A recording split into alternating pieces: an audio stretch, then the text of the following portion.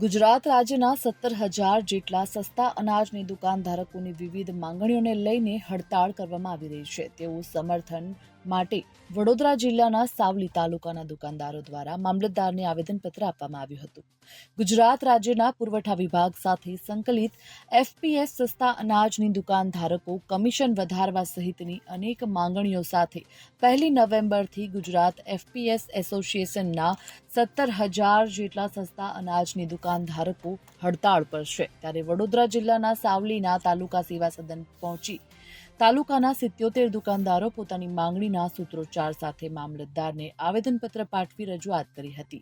સરકાર દ્વારા માંગણીઓનો સ્વીકાર ન કરાય તો રાજ્ય સ્તરના બંને એસોસિએશન દ્વારા બંધની જાહેરાત ના થાય ત્યાં સુધી વડોદરા શહેર અને ગ્રામ્ય વિસ્તારની વ્યાજબી ભાવની દુકાનદારો સમર્થનમાં રહીશું તેવો ઉલ્લેખ આ આવેદનપત્રમાં કરવામાં આવ્યો છે. Bureau report, Gujarat fight news.